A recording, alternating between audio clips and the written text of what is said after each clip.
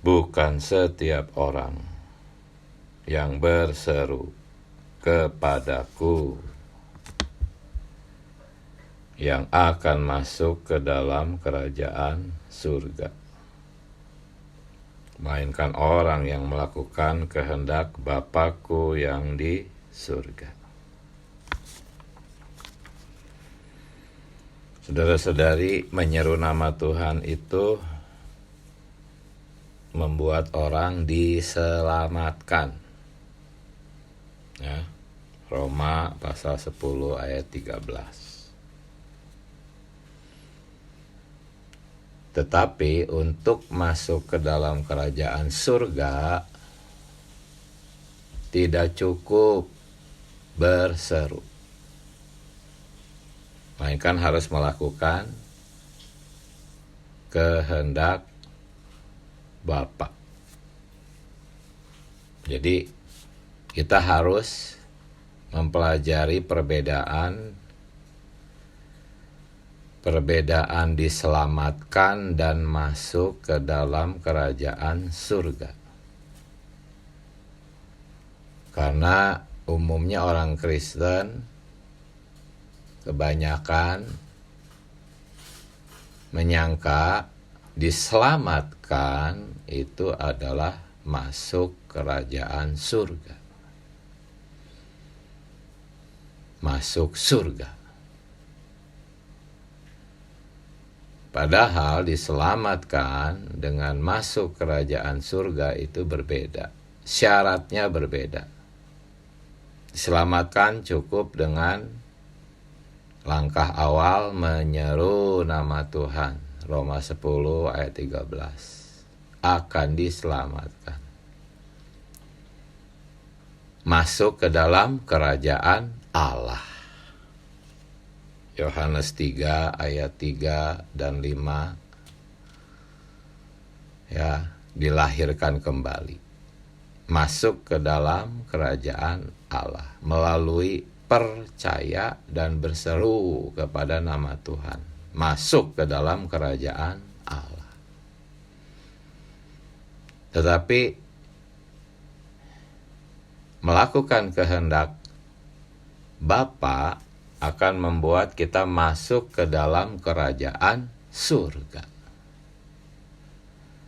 Jadi kerajaan Allah memiliki pemahaman yang berbeda dengan kerajaan surga. Jadi ada dua perbedaan yang harus kita pelajari dan kita latih untuk beritakan ke orang-orang Kristen umumnya, yaitu satu, perbedaan diselamatkan dan masuk ke dalam kerajaan surga. Dua, perbedaan kerajaan Allah dan kerajaan surga.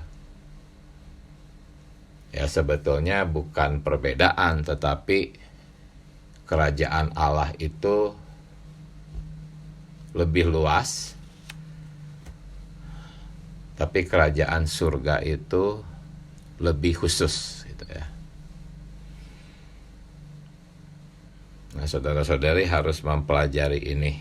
Cuman hari ini bukan itu bebannya, ya. Bebannya adalah apa dan bagaimana melakukan kehendak Bapa. Saudara-saudari, di sini dikatakan melakukan kehendak Bapa, bukan melakukan kehendak Allah. Ya. Semua manusia beralahkan Sang Pencipta, yaitu Allah kita, Allah Tritunggal. Ya, semua orang Allahnya ya sesungguhnya Allah kita. Tetapi di sini kita bukan disuruh melakukan kehendak Allah, melainkan kita disuruh melakukan kehendak Bapa. Disinilah kita perlu teliti ketika membaca Alkitab. Artinya, perintah melakukan kehendak Bapa itu bukan untuk semua orang. Ya, semua orang yang tidak percaya tidak berhak memanggil Allah sebagai Bapa. Hanya anak-anaknya yang dilahirkan oleh Allah Bapa mereka yang berhak memanggil Allah Sang Pencipta dengan sebutan Bapa. Artinya melakukan kehendak Bapa itu ditujukan secara khusus kepada anak-anak Bapa, bukan kepada orang-orang yang umum. Banyak orang yang tidak percaya, tetapi mereka takut akan Allah. Banyak. Walaupun mereka takut akan Allah, menghormati Allahnya orang Kristen, karena banyak juga orang yang setuju kepada ajaran Yesus. Mereka takut kepada Allahnya orang Kristen, menghargai, menghormati, tidak berani mengecam. Tetapi mereka tidak berhak memanggil Allah sebagai Bapa. Hanya orang-orang yang sudah memiliki hayat Bapa, menjadi anak-anak Bapa, yang harus melakukan kehendak Bapa yang dimaksud oleh pelajaran kita hari ini dan besok. Itu sama seperti perintah dalam Matius 5 ayat 48. Di sana ada satu perintah, haruslah kamu sempurna. Sama seperti siapa? Bukan sama seperti Allah, tetapi sama seperti Bapamu. Artinya, perintah ini ditujukan kepada orang-orang yang sudah memiliki hayat Bapa, dilahirkan oleh Bapa. Kalau saya memerintahkan seekor anjing, "Hai anjing, engkau harus sempurna seperti manusia," maka yang memberi perintah demikian itu mungkin ya lagi sakit jiwa kali ya.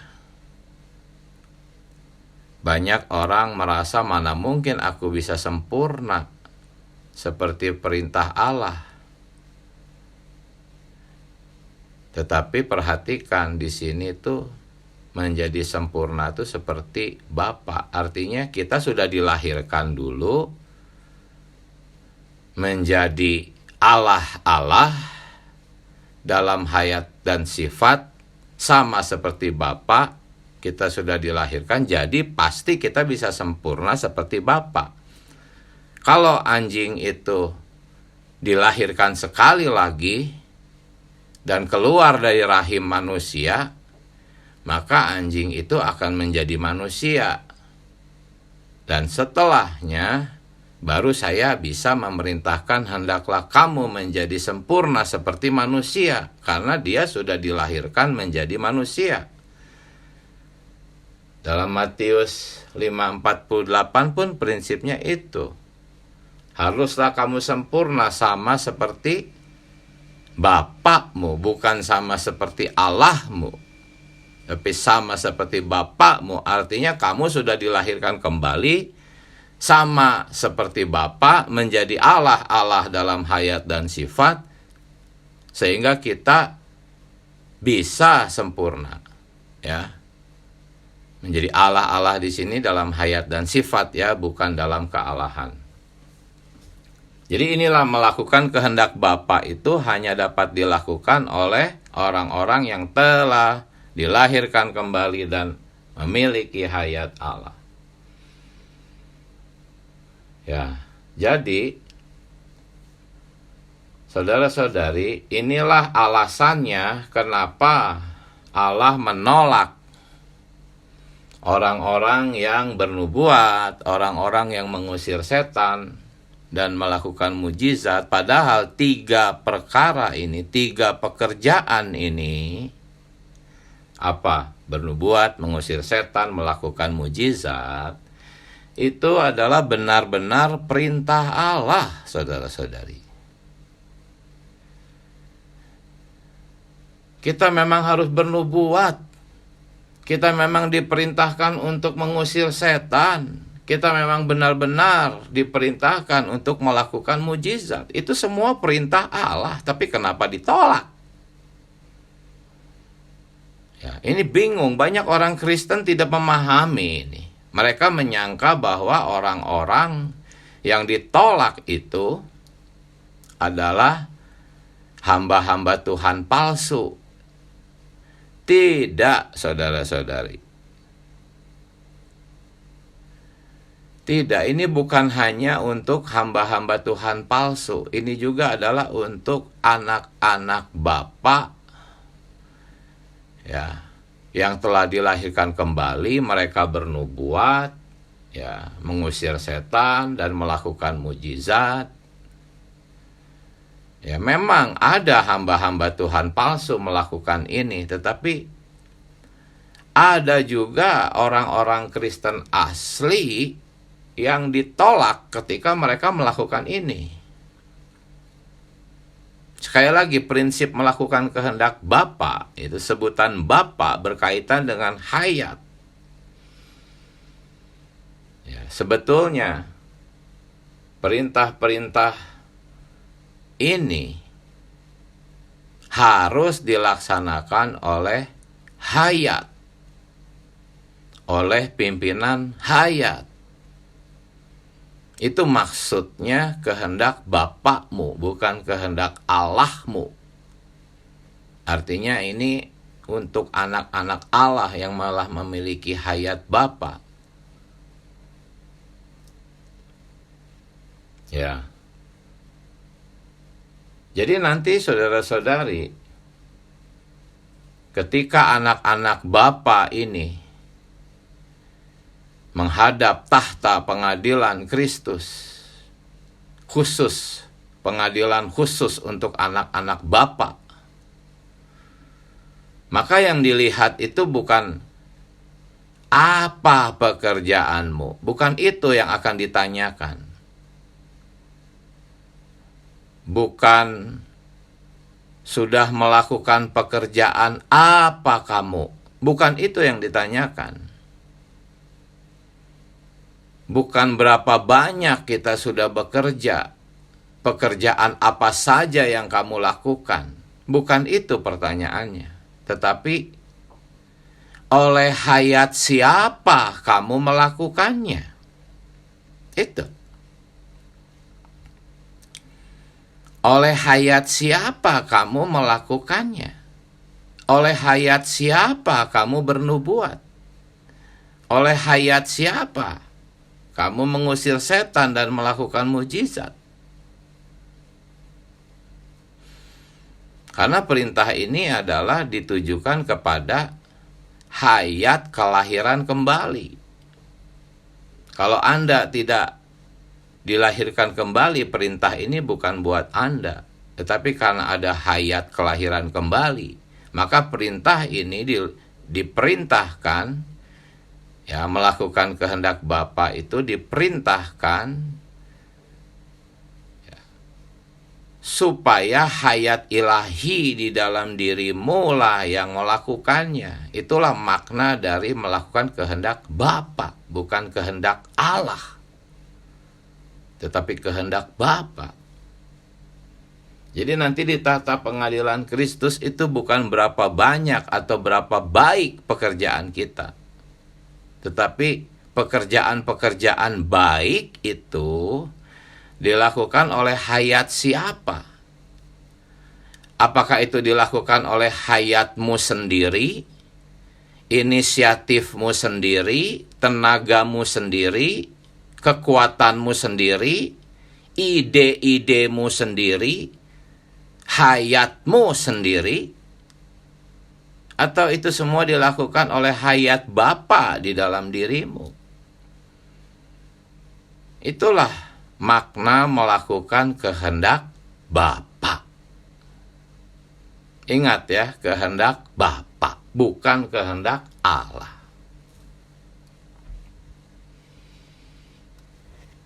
Tiga jenis pekerjaan ini bernubuat, ya bisa kita artikan juga dengan berkhotbah, mengusir setan, melakukan mujizat. Inilah jenis-jenis pekerjaan yang kelihatan, yang tampil di depan, sehingga banyak orang tergoda untuk melakukannya, karena tiga jenis pekerjaan ini tuh memang keren gitu ya. Banyak orang ingin berbicara di depan, kelihatan, mengusir setan, hebat. Ya. Lalu mengadakan mujizat apalagi, keren banget. Banyak orang mau, banyak orang Kristen mau, mereka mengejar karunia-karunia ini. Tetapi kalau disuruh melatih roh, pagi-pagi bangun, nggak kelihatan orang. Sidang-sidang doa, aduh paling sedikit yang datang. Pekerjaan merawat kaum saleh, mengunjungi satu persatu saudara-saudari. Itu semua membangun gereja, tetapi nggak keren, nggak kelihatan. Jadi hati-hati ya, khususnya para saudara. Para saudara diizinkan berbicara di depan, diizinkan mengajar. Hati-hati, itu semua memang jenis-jenis pekerjaan yang bisa mendatangkan pujian.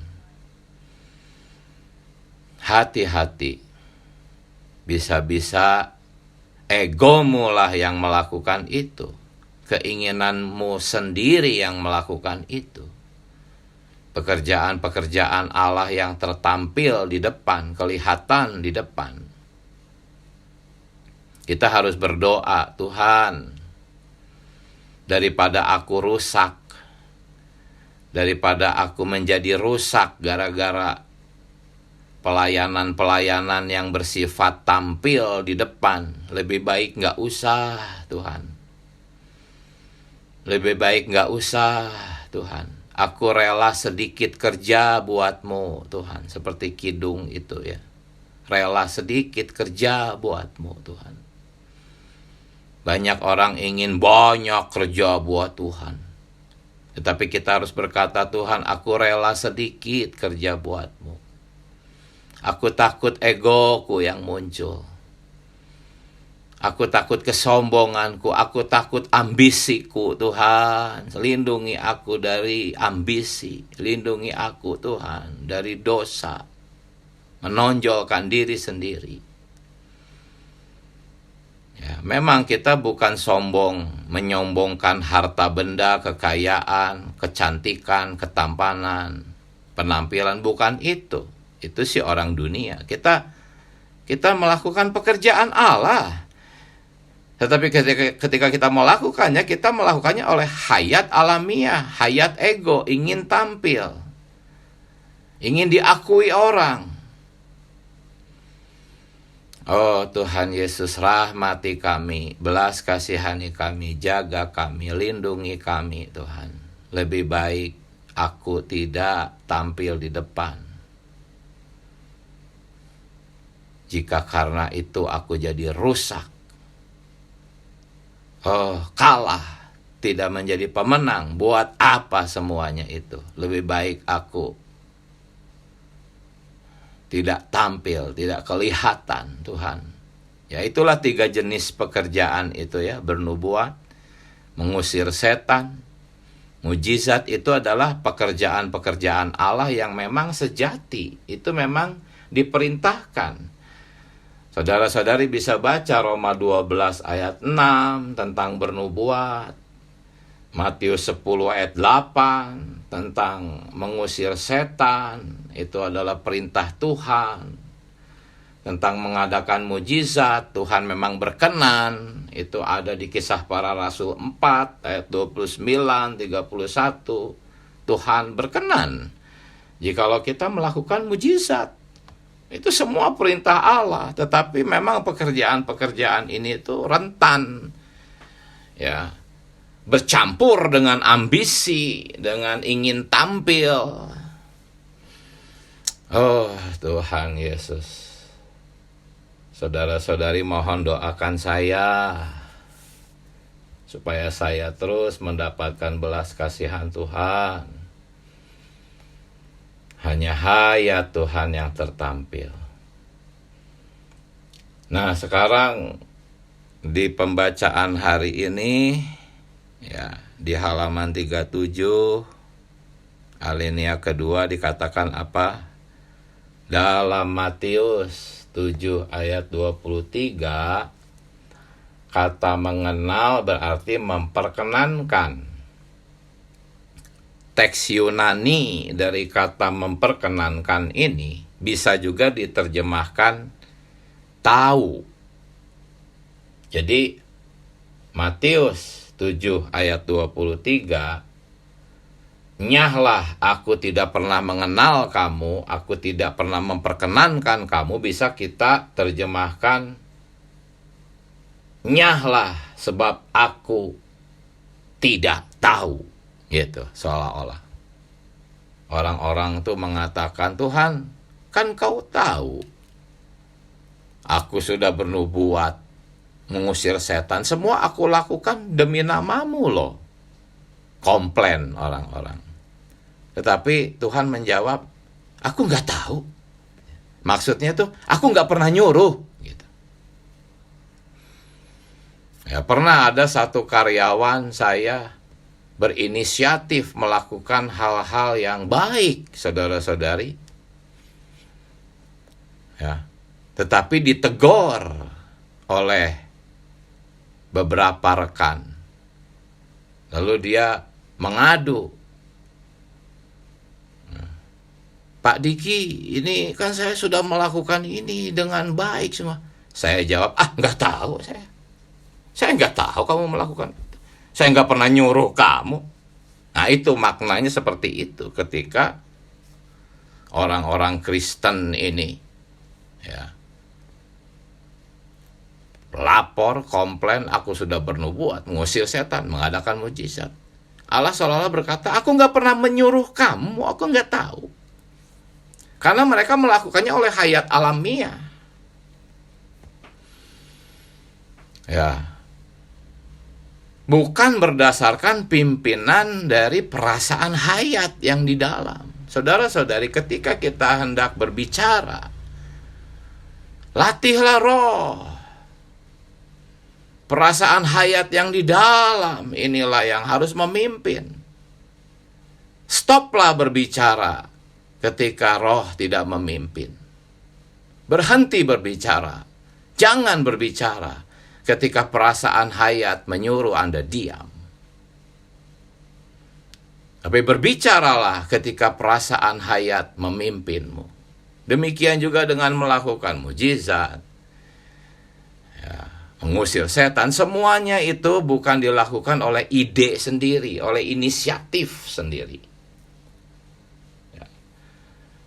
Nah, di hari ke-6 kita diperlihatkan mengenai jalan yang sempit. Jalan yang sempit ini sebetulnya masih satu perikop, ya, dengan orang-orang yang tadi melakukan mujizat, bernubuat, mengusir setan. Ini masih satu perikop. Judul perikopnya itu hakiki umat kerajaan.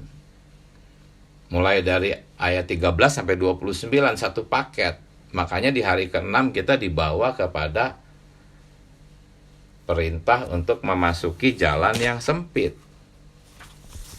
Ya. Memasuki jalan yang sempit, coba dibaca ayat 13 kalau saudara-saudari ada Alkitab. Masuklah melalui pintu yang sempit itu,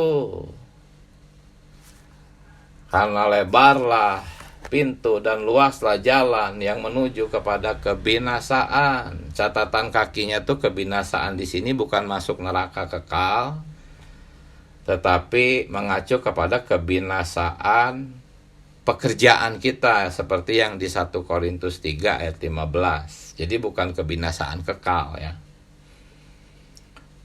Jadi kita harus melewati jalan sempit agar kita terselamatkan dari pekerjaan-pekerjaan yang binasa. Itulah pekerjaan-pekerjaan yang binasa ketika di tahta pengadilan Kristus. Banyak orang menyangka pekerjaannya kepake, padahal Tuhan katakan, aku nggak tahu, gitu. Hangus pekerjaan mereka sudah. Nah, ayat 14-nya, karena sempitlah pintu dan sesaklah jalan yang menuju kepada apa? Kepada hayat. Kepada kehidupan itu, kepada hayat. Ini bukan menuju kepada surga, saudara-saudari. Dan kalau saudara-saudari baca catatan kakinya, itu tuh tentang kehidupan realitas dari kerajaan surga hari ini, yaitu hidup gereja. Kita harus terus menempuh jalan yang sempit menuju hayat. Maksudnya apa? Kembali ke dalam roh, gitu. Menuju hayat itu masuklah ke dalam rohmu. Ketika kita berusaha masuk ke dalam roh, maka jalan itu sempit. Sebab keinginan kita tuh bebas, merdeka melakukan apapun yang kita pandang baik. Pokoknya ya lakukanlah. Kan baik ini. Motivasinya pun juga baik. Ya, itulah yang dimaksud dengan jalan sempit. Jalan sempit itu adalah kita tuh dikekang, dibatasi, gitu.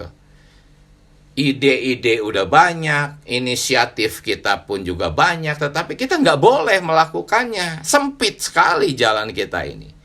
Kita harus melakukannya selalu kembali dulu ke dalam roh. Latih dulu rohmu. Ikuti perasaan hayat. Itu pekerjaan-pekerjaan kita sempit, nggak bebas. Nggak seperti jalan yang lebar, bebas, merdeka. Kemudian ayat kelimanya, waspadalah terhadap nabi-nabi palsu. Justru orang-orang Kristen, ya, hamba-hamba yang mengaku hamba Tuhan, orang-orang Kristen yang mengaku hamba Tuhan, sering kali mengajarkan, pokoknya asal itu baik, lakukan. Tuhan senang. Jadi tolak ukurnya tuh baik atau jahat. Yang jahat jangan lakukan, yang baik lakukan saja. Itu semua pasti berkenan kepada Tuhan. Loh, kok baik kok? Itulah prinsip pohon pengetahuan baik dan jahat. Itulah nabi-nabi palsu. Waspadalah. Oh, saudara-saudari, coba buka Mazmur pasal 19, ya, ayatnya yang ke-13 dan 14. Tapi saudara-saudari harus baca bahasa Inggrisnya, ya. Kalau di bahasa Inggrisnya tuh ayat 12 dan 13, Mazmur pasal 19. Ya, saya baca sesuai terjemahan aslinya. Ya, ayat 14. Kalau Inggrisnya tuh ayat 13, Mazmur 19 dikatakan, lindungilah hambamu juga terhadap apa? Dosa kelancangan. Kalau di LAI itu orang yang kurang ajar, itu seharusnya dosa kelancangan. Jauh juga sih ini perbedaannya. Apa dosa kelancangan? Lancang itu artinya apa? Berinisiatif. Hati-hati saudara-saudari, jangan terlalu banyak berinisiatif. Kalau di dalam hidup gereja bisa-bisa Anda lancang gitu. Ayat 13-nya, kalau bahasa Inggrisnya tuh ayat 12-nya berkata, siapa yang dapat mengetahui kesesatan? Bebaskan aku dari apa yang tidak kusadari. Oh, banyak orang tidak menyadari bahwa dosa inisiatif sendiri, lancang, itu adalah kejahatan, itu dosa. Orang-orang yang bernubuat, mengusir setan, melakukan mujizat, melakukannya karena egonya. Ya, bisa jadi Tuhan tetap mengadakan mujizat itu karena Tuhan menghargai iman orang-orang yang sakit itu. Bisa jadi saja, tetapi orang yang mengadakannya itu lancang. Ya. Melakukan berdasarkan inisiatifnya sendiri. Nah, ini pekerjaan Allah kok, aku tidak mencuri, aku tidak berzina, aku tidak merampok. Tetapi itu kejahatan karena dilakukan karena lancang. Jadi ada dua jenis dosa loh, saudara-saudari, perhatikan. Ya. Ada dosa ketidaktaatan dan ada dosa lancang, gitu.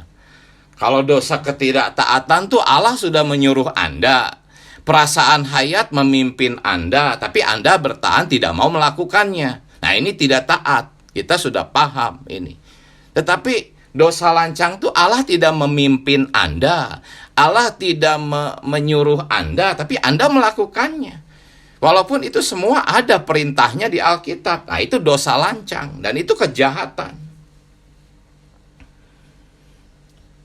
Banyak sekali contoh-contohnya. Mungkin ada yang berkata, ya yang penting kan motivasinya baik. Saya melakukan pekerjaan Tuhan. Saudara-saudari, dosa lancang itu umumnya motivasinya baik loh, tetapi itu lancang.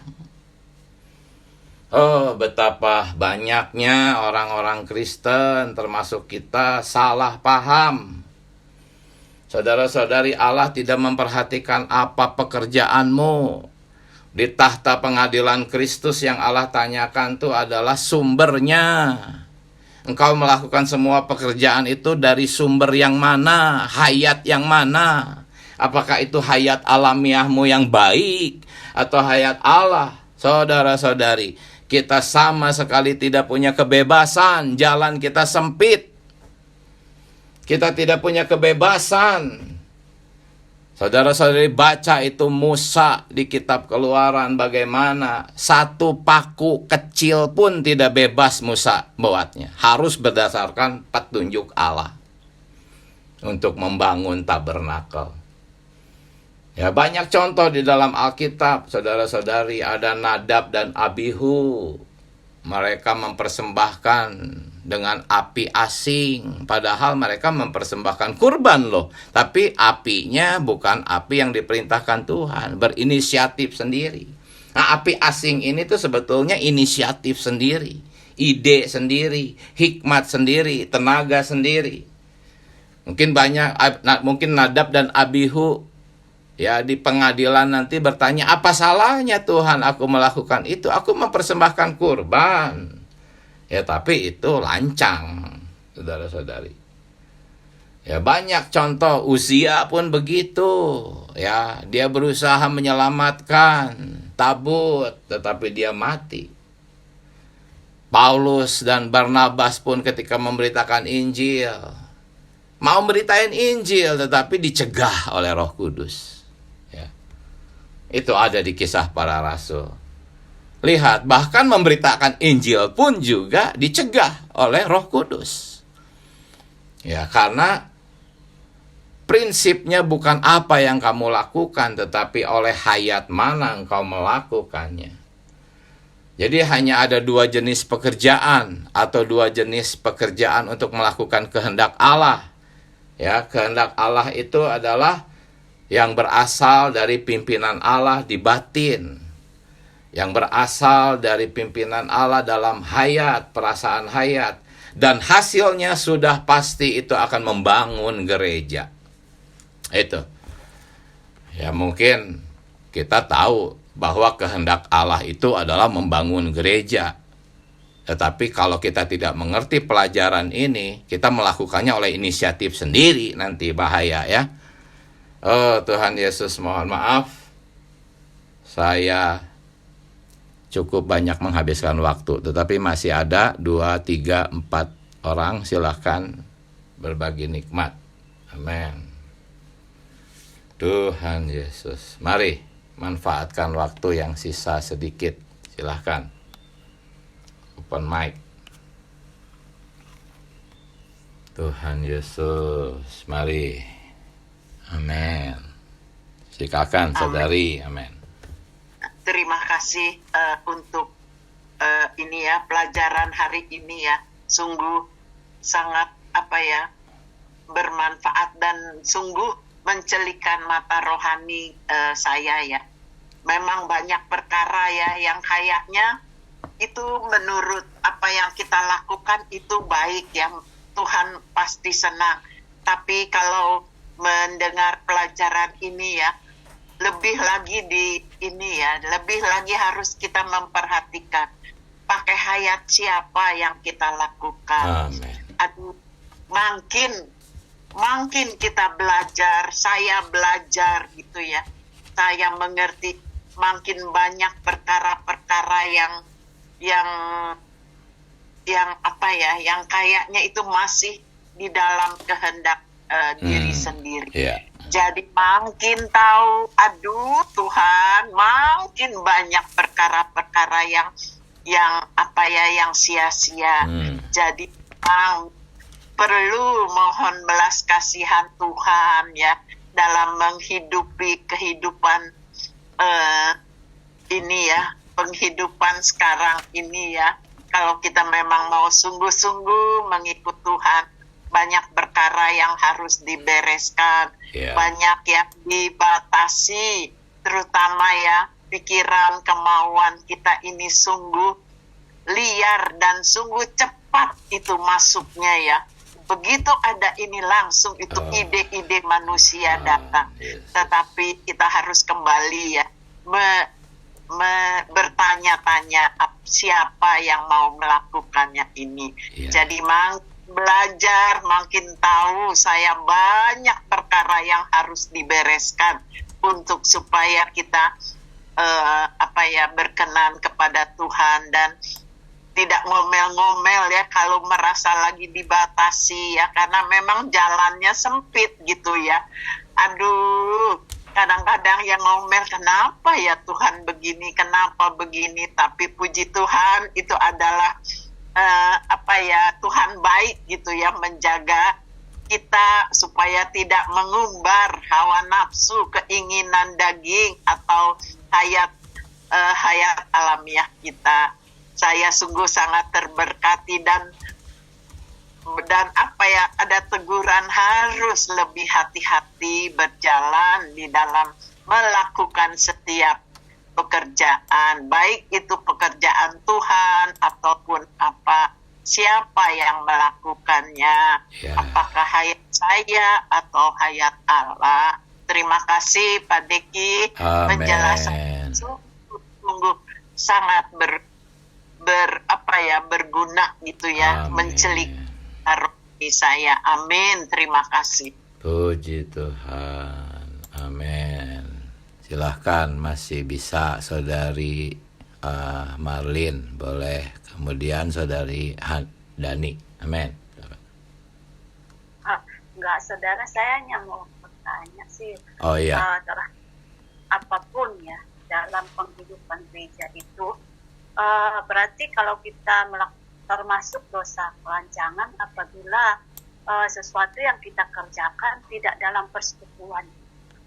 Amin. Ya, kalau persekutuan gereja memang kita perlu tidak memprotesnya, mengkritiknya, kita pokoknya amin, tunduk, mengikuti persekutuan, hasil persekutuan gereja. Cuman memang konteksnya berbeda. Ya. Itu biasanya kalau udah urusannya hasil persekutuan gereja, memang perasaan hayat tuh biasanya menyuruh kita untuk tidak protes, tidak mengkritik, ya, tetapi sabar menunggu semuanya, ya, tetap dia menikmati Tuhan. Nanti Tuhan sendiri akan menyatakan, ya. Jadi intinya poin pagi ini tuh adalah tentang hidup oleh hayat Bapa, ya. Konteksnya berbeda dengan mentaati hasil persekutuan gereja. Walaupun hasil persekutuan gereja itu pun juga, ya, perlu kita tepat sikap kita, ya, tidak memprotes, mengkritik, mengecam, tetapi kembali ke dalam roh. Pasti roh memimpin tuh untuk diam, tenang. Nanti Tuhan sendiri akan menyatakan semuanya, ya. Amin. Silahkan Saudari Dani. Amin. Amin. Amin. Puji Tuhan ya saudari. Hari ini beritanya sungguh sangat memberkati kita semua ya. Ini adalah untuk jalur pemenang ya.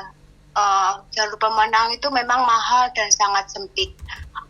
Di mana kita nggak akan bergerak atau melakukan apapun kalau itu tidak inisiatifnya tidak datang dari hayat ya, dari Tuhan itu sendiri. Perkara ini mudah untuk dimengerti, tetapi dalam prakteknya sungguh perlu berjerih atas Tuhan itu sendiri. Semakin kita mau seperti berita yang kemarin, memaksa jiwa untuk melatih roh, menikmati Tuhan, membarakan roh, ya semakin ada kapasitas untuk diam.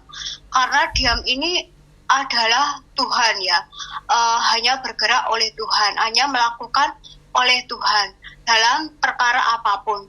Saya paling sulit ya untuk menahan perkataan saya di tengah-tengah keluarga.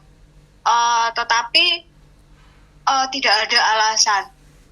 Harus senantiasa berjuang ya, mendapatkan Tuhan dan melatih roh supaya apapun yang saya lakukan baik itu baik ya. Saya kira semua di sini sudah nampak apa itu enggak baik, mesti enggak mau. Tetapi perkara yang baik harus melihat kita melakukan oleh diri kita sendiri atau oleh pimpinan Tuhan.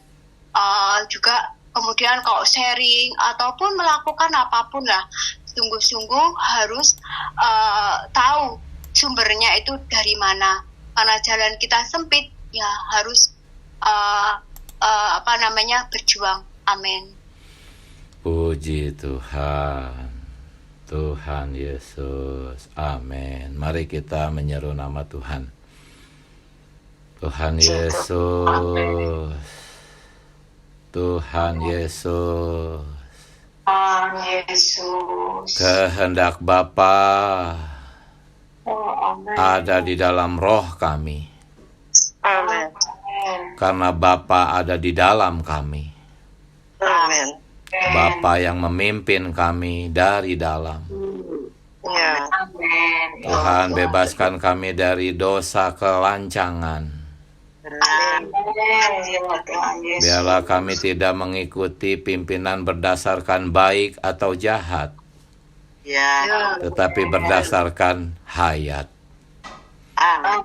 Oh, selamatkan kami dari pohon pengetahuan baik dan jahat, tetapi kami harus mengikuti pohon hayat.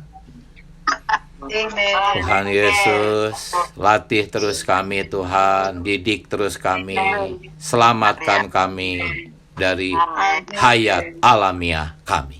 Iya, benar. Terima kasih Tuhan Yesus. Selamat pagi saudara-saudari, sampai jumpa. Amin. Terima kasih Saudara Diki. Terima kasih. Selamat pagi. Tuhan memberkati kita semua. Amin.